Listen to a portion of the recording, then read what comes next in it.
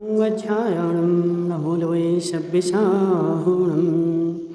पंच परमेष्ठी भगवान की अनंत अनंत सिद्ध परमेष्ठी भगवान की एक हजार देवादेव आदिनाथ भगवान की एक हजार देवादेव श्री राम भगवान की आचार्य भगवान रवि स्वामी की आचार्य भगवान विद्यासागर जी महाराज की आचार्य भगवान विशुद्ध सागर जी महाराज की।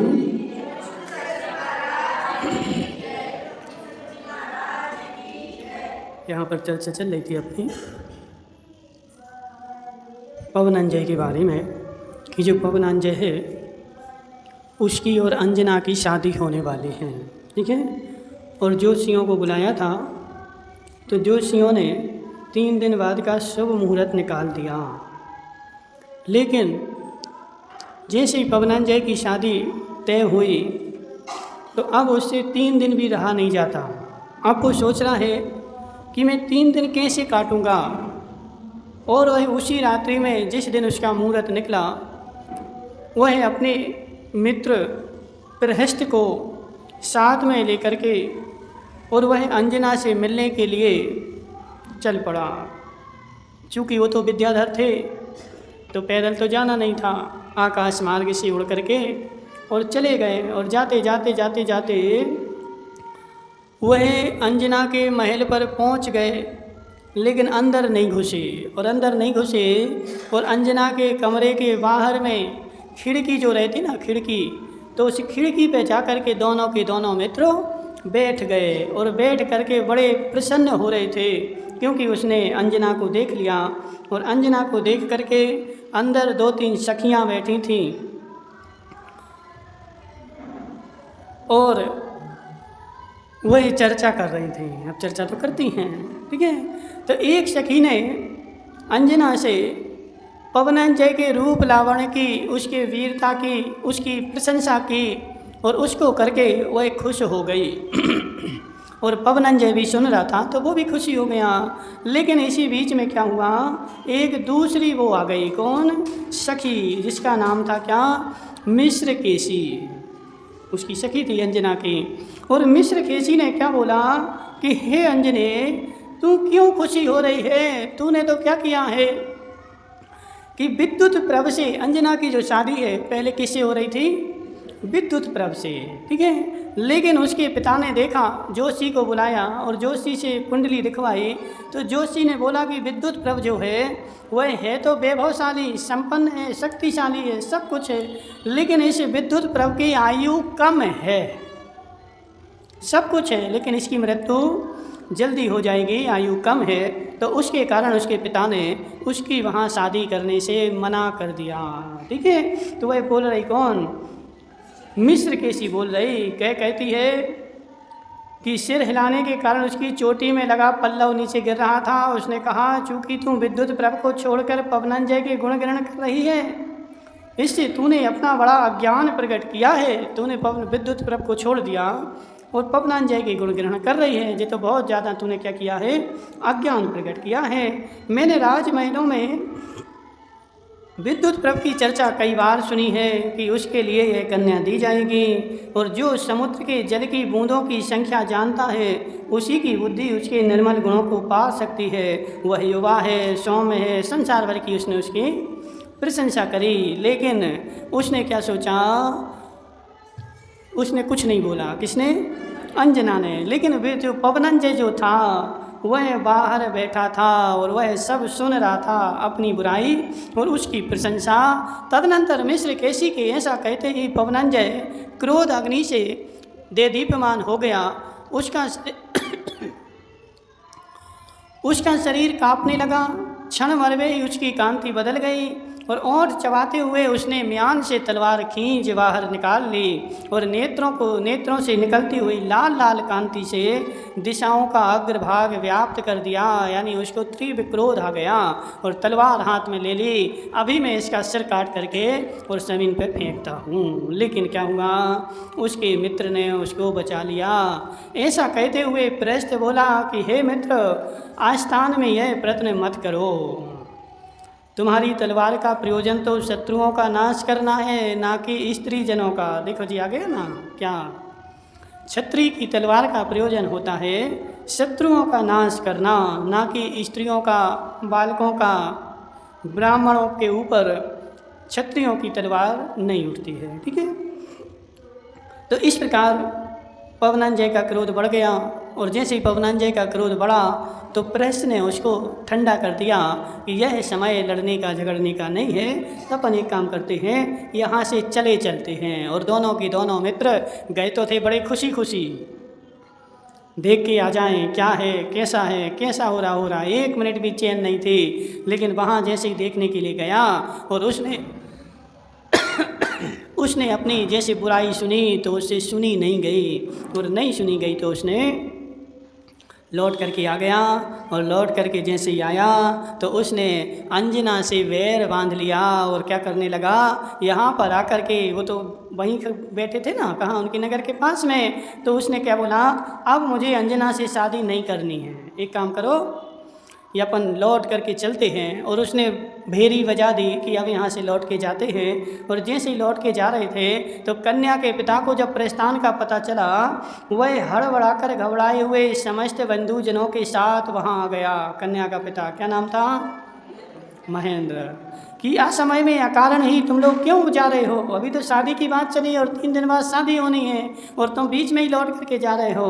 तो उसने प्रहलाद के साथ मिलकर कुमार से इस प्रकार कहा कि हे भद्र, शोक का कारण जो यह गमन है, शोक किस लिए किया जा रहा है, यह जो गमन है ना, किसका कारण है, शोक का, तो क्यों किया जा रहा है, आपसे किसी ने कुछ कह दिया, हे भद्र पुरुष, आप किसे प्रिय नहीं है, हे विद्वान, जो बात आपके लिए नहीं रुचती हो उसका तो यहाँ कोई विचार ही नहीं है। तो अब क्या कर रहे हैं, कन्या के पिताजी और वर के पिताजी दोनों बेटे के लिए मिल करके मना रहे। अब बेटा तो वहाँ बात सुन करके आ गया, लेकिन बात ऐसी है कि अब वो किसी से कह भी नहीं सकता है, यहाँ किसी से कह भी नहीं पा रहा है। उसके मन में ज्वाला फैली है। क्या ज्वाला फैली है कि उसके मन में ऐसी शंका बैठ गई कि ये जो अंजना है यह विद्युत प्रभ को चाहती है, इसीलिए तो उसके गुणगान सुन रही थी और हमारी बुराई सुन रही थी। इसने मिस्र केसी को किंचित मात्र भी रोका नहीं कि ऐसा मत बोलो, और उसके मन में बैठ गई कि जो अंजना है वह विद्युत प्रभ को चाहती है, और इसके मन में विद्युत प्रभ बैठा है, इसलिए अब मुझे इससे शादी नहीं करनी। और छोड़ के जा रहा था, लेकिन जब संसार में समाचार फैल गया कि इन दोनों की शादी होने वाली है, तो अब क्या होगा, दोनों की तो नहीं होगी, लेकिन वो ज़माना ऐसा था कि बदनामी जो होगी वो किसकी होगी, तो कन्या की ही होगी, क्योंकि कन्या का ऐसा नियम है कि हमेशा एक ही शादी होती है। लेकिन वर की, बोलो सेठ जी साहब, वर की, तो तुम भी तो बुजुर्ग हो, सेठ हो, तुम सेठ हो गाँव के, ठीक है। तो नहीं, हम तो तुम्हारे लोक व्यवहार का नहीं पूछ रहे, हम तो आगम से पूछ रहे हैं। आगम में वर की बहुत शादी हो सकती हैं, अनेक शादी होने के लिए कोई निषेध नहीं है, लेकिन कन्या की जो शादी होती है वो एक ही होती है और एक बार ही होती है, दूसरी बार नहीं होती है, 2 नहीं होती। समझ रहे ना, जैसे रावण की कितनी शादी हुई, 18,000 हुई, ठीक है। तो रावण तो 18,000 कर सकता है, लेकिन मंदोदरी नहीं कर सकते। जिस लोक में बोला जाता है कि द्रौपदी के कितने पति, नहीं, लोक में 5 बोलते हैं, लेकिन इसको जैन आगम स्वीकार नहीं करता है, ठीक है ना। जैन आगम में क्या बोला गया है, द्रौपदी जो है वो अर्जुन की पत्नी है और उसने एक को ही बरा है, ठीक है। तो इसलिए जैन आगम में ऐसा नियम है कि स्त्री की कितनी शादियां होंगी, तो एक ही होगी। पुरुष की कितनी होंगी, तो जितनी चाहे उतनी कर सकते हैं, ठीक है। इसलिए छूट है अर्पित भाई, कितनी करोगे, एक तो हो गई, 1-2 और करनी कि नहीं करनी है। तो तुम्हारे लिए, पुरुषों के लिए छूट है, लेकिन महिलाओं के लिए छूट नहीं है। तो इसलिए अंजना का पिता बोल रहा है कि यदि बारात बाहर लौट के चली गई तो हमारी तो लोक में नाक कट जाएगी, बदनामी हो जाएगी, हम कौन सी नाक ले करके जिएंगे। तो इसलिए वो क्या कर रहे हैं, पवनंजय को मना रहे हैं। ठीक है, तो क्या हुआ, फिर दोनों के दोनों तत्पश्चात ससुर और पिता के गौरव का भंग करने के लिए असमर्थ होता हुआ पवनंजय वापस लौट आया। जा रहा था तो वापस लौट आया। क्यों? क्योंकि दोनों कुलों की कीर्ति अपमान को प्राप्त ना हो। और क्रोधवश कन्या को दुख पहुंचाने का कारण इस प्रकार विचार करने लगा कि अब मैं इस कन्या को विवाह कर असमागम से उत्पन्न होने वाले दुख के द्वारा सदा दुखी करूँगा। विवाह तो कर लूँगा लेकिन समागम को प्राप्त नहीं करूँगा और इसको दुख पहुँचाऊँगा। ठीक है, जिस अब पूर्व भाव के निमित्त निमित्त संबंध हैं, अभी आगे आकर के सब बताएंगे क्या हुआ था, कैसे हुआ था। ठीक है, तो उन दोनों की शादी हो गई। अथानंतर पवनंजय को अंजना विवाह कर उसने ऐसा छोड़ा कि उसने कभी भी उससे बात नहीं करी। शादी तो कर ली लेकिन शादी के बाद मिलना तो ठीक है, उसने कभी उससे बात ही नहीं करी, ऐसा छोड़ दिया। इस तरह वे उसे बहुत दुख पहुंचा रहे थे और इस घटना से अंजना के मन में कितना दुख हो रहा था इसका उसे बोध नहीं था।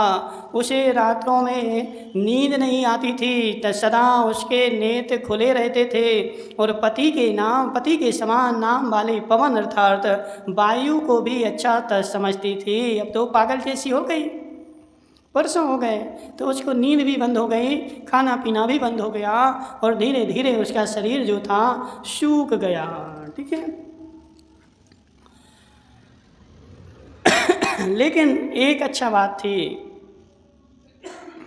उसने कभी भी अपने पति को बुरा नहीं बोला, हमेशा अंजना कहती रही। इसीलिए तो आज क्यों देखो, आज इतना इतिहास हो गया, सब कुछ हो गया, कितनी घटनाएं घट गई इतिहास में, कोई कम तो नहीं घटी, हजारों लाखों, लेकिन लाखों घटनाओं को कोई याद नहीं करता। कितनी घटनाओं करता है, कुछ गिनी चुनी घटनाएं हैं जो याद आती हैं। क्यों आती हैं? जो महान महान घटनाएं थीं वह इतिहास के पन्नों पर लिखी जाती हैं और जो सामान्य घटनाएं होती हैं वो इतिहास के पन्नों पर कोई लिखता नहीं है। तो इस अंजना की घटना लिखी गई, क्यों लिखी गई?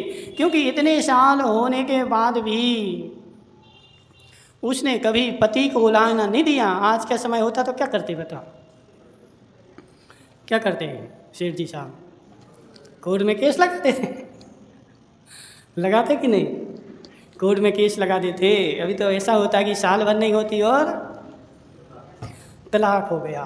ठीक है ना, शादी हुई थी, साल भर ही नहीं हुआ पूरा और क्या किया, तलाक दे करके अलग अलग हो गए। तो जी सब घटनाएं पंचम काल का चमत्कार है। लेकिन अंजना ने अपने पति को कभी तलाक नहीं दिया। उस समय होता भी नहीं था, तलाक मलाक का कोई प्रावधान नहीं था, जी सब अभी चले गए। ठीक है, तो क्या बोल रहे हैं? और उन्हीं की ओर उसके नेत्र निश्चल रहने लगे जो पति से तिरस्कार प्राप्त थी तथा अकारण ही जिसका त्याग किया गया था। ऐसी दीनहीन अंजना दिनों को वर्षों के समान बड़ी कठिनाई से बिताती थी। एक एक दिन ऐसा बीतता था जैसे एक एक बरस बीत गया हो, क्योंकि सुख के दिन जल्दी बीत जाते हैं और दुख के दिन मुश्किल से बीतते हैं। तो उस पर तो क्या था कि दुख आ गया था, इसलिए उसके दिन नहीं बीत रहे थे। उसकी ऐसी अवस्था होने पर उसका समस्त परिवार उसके समान तथा उससे भी अधिक दुखी था तथा क्या करना चाहिए इस विषय में निरंतर व्याकुल रहता था सारा परिवार। क्या करें, अब कोई उपाय नहीं है, क्योंकि पवनंजय को समझा दिया लेकिन वो समझने वाला नहीं है। और अंजना बेचारी क्या कर रही है, दुख सह रही है। वायु कुमार ने जन्मांतर में जिस प्रकार अंतराय कर्म का उपार्जन किया था वह फल देने में तत्पर हुआ है, जिससे कि वह इस निर्दोष सुंदरी के साथ समस्त इंद्रियों के सुख दुख देने वाले उत्कृष्ट भोग नहीं भोग रहा है। सुनो, जिस अंजना ने पहले पिता के घर कभी रंच मात्र भी दुख नहीं पाया, जो जीव बचपन से दुखी हो और दुख मिले तो कोई दिक्कत नहीं, चलता है। लेकिन जो जीव बचपन से उसने कभी ऐसा जाना ही नहीं हो कि दुख क्या होता है और उसके ऊपर दुखों का पहाड़ टूट पड़े, क्या होगा? ठीक है, सहन करना कठिन है। इस विषय में हम भाग्यहीन क्या उपाय करें इसे जान नहीं पड़ता। वास्तव में यह कर्मों का विषय हमारे प्रयत्न द्वारा साध्य नहीं है। हम लोगों ने जो पुण्य किया है उसी के पास अणु मात्र भी तो पुण्य नहीं है, क्योंकि हम स्वयं इस बाला के दुख रूपी महासागर में डूबे हैं। तो इसके बाद किंचित बात भी पुण्य नहीं है, इसके कारण इसको इतना सारा दुख सहना पड़ रहा है। इसी बीच में बहुत भारी अहंकार को धारण करने वाला ये घटना चल रही थी, और इस घटना चलते चलते एक घटना बीच में और घट गई, क्योंकि संसार बहुत बड़ा है। ये घटना हमारे यहाँ घटी, वो घटना और कहीं घटी। क्या घटी? इसी बीच में बहुत भारी अहंकार को धारण करने वाला वरुण का रावण के साथ विरोध हो गया, और वहाँ रावण का और वरुण का विरोध हो गया। विरोध हो गया मतलब दुश्मनी तो पहले से थी और अब बढ़ गई, तो लड़ाई होने वाली है। किस किस की? रावण की और वरुण की। तो दोनों का विरोध हो गया। सो रावण ने वरुण के पास दूत भेजा। अब वरुण नहीं मान रहा था, उपद्रव कर रहा था। तो क्या करें सेठ जी साहब? कोई उपद्रव करे तो क्या करोगे? समझाओगे? हाँ समझा। तो ऐसे ही रावण कर रहा है, ठीक है। अभी उपद्रव किया तो पहले दूत भेजा उनके पास, क्योंकि उस जमाना फ़ोन तो थे नहीं, फ़ोन लगाते थे हेलो, ठीक है। तो रावण के पास मोबाइल तो था नहीं, तुम तो रावण से ही बड़े, तुम्हारे पास मोबाइल है? नहीं करेंगे, ठीक है। तुम रावण से भी हम बड़े हैं, हमारे पास मोबाइल है, घर पे बैठे हेलो कर देते। रावण के पास मोबाइल नहीं था, सही है कि नहीं? तो उसने क्या किया, एक दूत भेजा उसके पास, काहे के लिए? उसको समझाने के लिए। स्वामी के सामर्थ्य से परम तेज को धारण करने वाला दूत वरुण से कहता है कि हे वरुण, विद्याधरों के अधिपति श्रीमान रावण ने तुमसे कहा है कि या तो तुम मेरे लिए प्रणाम करो या युद्ध के लिए तैयार हो जाओ। तब स्वभाव से ही स्थिर चित्त के धारक वरुण ने हंसकर कहा कि हे दूत, रावण कौन है और क्या काम करता है? जी अहंकार में बोल रहा है। इसका वरुण का और रावण का एक दो बार युद्ध पहले भी हो चुका है, और जिसमें रावण ने वरुण को हरा दिया है। लेकिन बार बार जैसे भारत पाकिस्तान का होता है ना, भारत पाकिस्तान का युद्ध होता है, पाकिस्तान हार जाता है, लेकिन साल दो साल में फिर उभरा जाता है, फिर कुछ ना कुछ करता रहता है, ठीक है ना। तो ऐसे जी वरुण है। तो वरुण क्या करता है, दशानन से बार बार लड़ता है, हार जाता है, साल दो साल बाद फिर उभर जाता है कि फिर हमें चैन नहीं पड़ रही, ठीक है। तब स्वभाव के ही स्थिर चित्त के धारण हो गया। और क्या काम करता है? लोक निंद वीर्य को धारण करने वाला मैं इंद्र हूँ अथवा वैश्वा नहीं हूँ। क्या बोल रहा है? मैं लोक को वीर्य को, लोक निंद वीर्य को धारण करने वाला मैं कौन हूँ? मैं स्वयं इंद्र हूँ। कौन नहीं हूँ? तो वैश्वा नहीं हूँ जिसको रावण ने हरा दिया था, अथवा सहस्त्ररश्मि नहीं हूँ, अथवा राजा मरुत नहीं हूँ, यम भी नहीं हूँ। इन सबको रावण ने हरा दिया ना पहले। तो बोल रहा है कि तुमसे नहीं समझना कि मैं इंद्र हूँ, वैश्वा नहीं हूँ, और मैं सहस्त्ररश्मि भी नहीं हूँ, राजा मरुत भी नहीं हूँ, यम भी नहीं हूँ। और देवता अधिष्ठित रत्नों से इसका गर्व बहुत बढ़ गया था, इसलिए वह रत्नों के साथ आवे तो मैं आज उसे बिना नाम का कर दूंगा, अर्थात उसका लोक से नाम मिटा दूंगा। कौन बोल रहा है? वरुण गर्भ में आकर के क्या बोल रहा है कि यह वह यदि अपने रत्नों के साथ आता है तो मैं उसका नाम इस लोक से मिटा दूंगा, यानी उसका नाम ही नहीं रहेगा, नाम और निशान मिटा देंगे। ऐसे अपन बोलते कि नहीं, पता ही नहीं चलेगा तुम थे कि नहीं थे, ठीक है ना, तुम्हारा नाम और निशान मिटा देंगे, ठीक है ना। तो ऐसे वरुण बोल रहा है हम तुम्हें मिटा देंगे, तुम बड़ौदिया छोड़ के भाग जाओगे। तो ऐसे सब बोल रहा है। निश्चय ही तुम्हारी मृत्यु निकट आ गई है, इसलिए ऐसा स्पष्ट कह रहे हो। इतना कहकर दूत चला गया। दूत ने बोल दिया तुम बहुत बड़ी बड़ी बातें कर रहे हो, तो इससे हमें ऐसा जान पड़ रहा है कि तुम्हारी मृत्यु निकट आ गई है। और ऐसी वरुण को धमकी दे करके और वह रावण के पास चला गया। जाकर उसने रावण से सब समाचार कह दिए। तदनंतर समुद्र के समान भारी सेना से युक्त रावण ने तीव्र क्रोधवश जाकर वरुण के नगर को चारों ओर से घेर लिया। रावण तो रावण है, वो तो क्या होता है कि पुण्य क्षीण हो जाता है, इसलिए फिर घटना घट जाती है। लेकिन रावण तो रावण है, जा कर के उसने समुद्रांत तक इतनी बड़ी सेना लेकर के और वरुण के नगर को चारों ओर से घेर लिया। और सहसा उसने यह प्रतिज्ञा कर ली कि मैं पुनीत रत्नों के बिना ही इस चपल को पराजित करूंगा अथवा मृत्यु को प्राप्त कराऊंगा। उसने नाम लिया था ना, इनके पास रतन है इसलिए फूल रहे।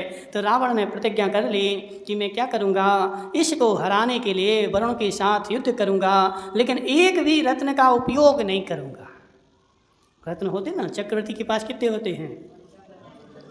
14 रत्न। और इन एक एक रत्न के 1,000 देवता रक्षा करते हैं। कितने? एक एक रत्न के 1,000 देवता रक्षा करते हैं। ऐसे देवोपनीत यानी देवों के दिए हुए रत्न होते हैं। तो चूंकि ये चक्रवर्ती नहीं था, नारायण था, तो नारायण के पास भी 7 होते हैं। ठीक है, आधे रत्न होते हैं। राजीव, पौंडरीक आदि वरुण के लड़के बहुत क्षोभ को प्राप्त हुए और शत्रु की सेना आई सुनकर होकर युद्ध के लिए बाहर निकले। राजीव, पुंडरीक, इसके क्या था ना, वरुण के पास बहुत सारे पुत्र थे और ये जो उबल रहा था ना, अपने पुत्रों की दम पे उबल रहा था। तो एक एक करके कौन से राजीव, पुंडरीक आदि बहुत सारे पुत्र एक एक करके और रावण से युद्ध करने के लिए निकले। तदनंतर रावण की सेना के साथ उनका घोर युद्ध हुआ और युद्ध के समय नाना शस्त्रों के समूह परस्पर की टक्कर से टूट टूट करके और नीचे गिर रहे थे। आपस में वो चलाते ना बाण, इनने वहाँ से चलाया, उनने वहाँ से चलाया और दोनों कट कट करके और नीचे गिर रहे थे। हाथी हाथियों से, घोड़े घोड़ों से, रथ रथ से, योद्धा योद्धा के साथ भिड़ गए। हाथी वाला हाथी वाले से, रथ वाला रथ वाले से, पैदल वाला पैदल वाले से, घोड़ा वाला घोड़ा वाले से भिड़ गया। ठीक है, तब यहाँ भी अपने यहाँ ऐसे ही होता है। महिलाएं महिलाओं से भिड़ जाएंगी डोकरा डोकरों से भिड़ जाएंगे युवा युवाओं से भिड़ जाएंगे। जो डंडा लेकर के आएगा तो डंडा वाला डंडा वाले से, पत्थर लेके आए तो पत्थर वाला पत्थर वाले से। तो ऐसे एक दूसरों से भिड़ जाते हैं। ठीक है, अब 2-4 सेठ हैं तो 2 सेठ यहाँ हैं, तो 2 सेठ यहाँ, तो सेठ सेठ से भिड़ जाए तो बराबरी वाले से भिड़ना पड़े। ठीक है, तो इसमें क्या हुआ कि वो वहाँ भिड़ गए। उस समय योद्धा बहुत अधिक हल्ला कर रहे थे, ओंठ डस रहे थे और क्रोध के कारण उनके नेत्र लाल लाल हो रहे थे।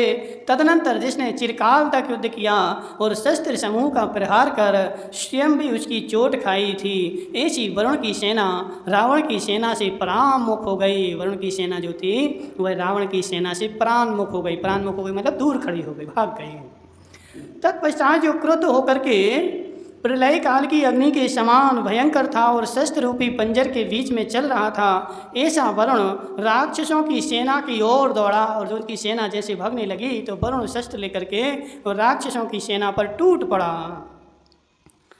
तदनंतर जिसका वेग बड़ी कठिनाई से रोका जाता था, ऐसे वरुण को रणांगण में आता देख देदीप्यमान शस्त्रों की धारक सेना ने रावण की रक्षा की।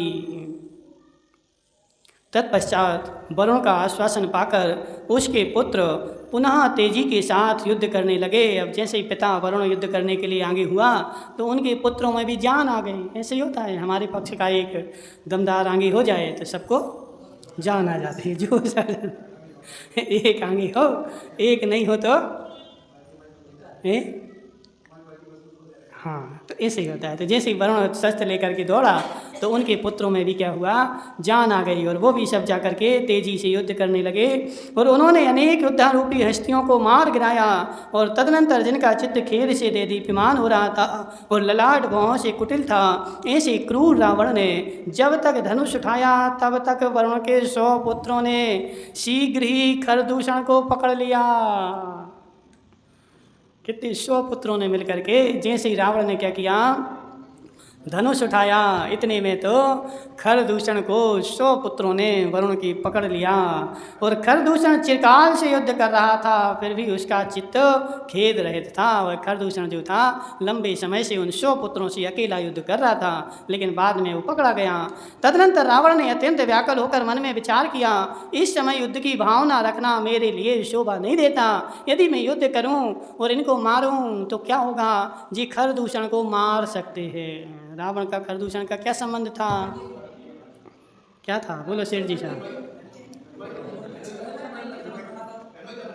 बहन हुई था। ठीक है, रावण की बहन चंद्रनखा, शूर्पनखा, ठीक है, उसका पति खरदूषण था, तो वो पकड़ा गया। तो रावण ने युद्ध में जो धनुष उठाया वो सरेंडर कर दिया, यदि मैं बाण चलाऊं तो यह खरदूषण को मार सकते हैं।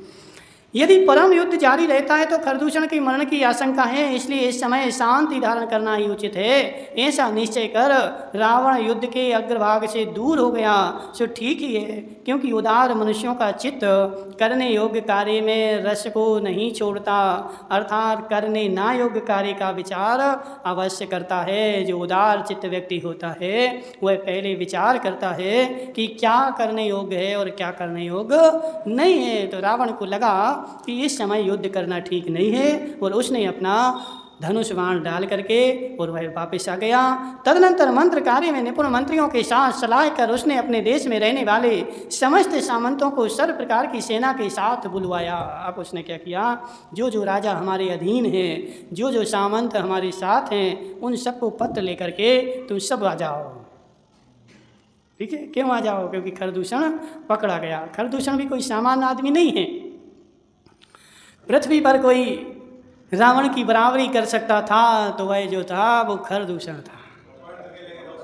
हाँ हाँ हाँ, ठीक है ना, रावण की कोई बराबरी करने में सक्षम नहीं था। यदि विभीषण ने राम का साथ नहीं दिया होता तो रावण राम के द्वारा भी हारने वाला नहीं था। रावण महाशक्तिशाली था, वह तो विभीषण ने राम के लिए भेद बता दिया, इस कारण से रावण का मरण हुआ है, वरना कोई रावण को मार सके ऐसी किसी में शक्ति नहीं थी। ठीक है, तो उसने अपने सामंतों को बुलवाया और सारे में लेख लिखवाया। रावण के द्वारा भेजा हुआ एक आदमी प्रहलाद के पास भी आया। सो उसने स्वामी की भक्ति से उसका यथा योग्य सत्कार किया तथा पूछा कि हे भद्र, विद्याधरों का अधिपति रावण की कुशलता तो है कि नहीं है? एक आदमी आया प्रहलाद के पास कि तुम्हें भी युद्ध में चलना है। ऐसा यहाँ चल रहा है, आप आगे का कल देखेंगे। ओम नमः।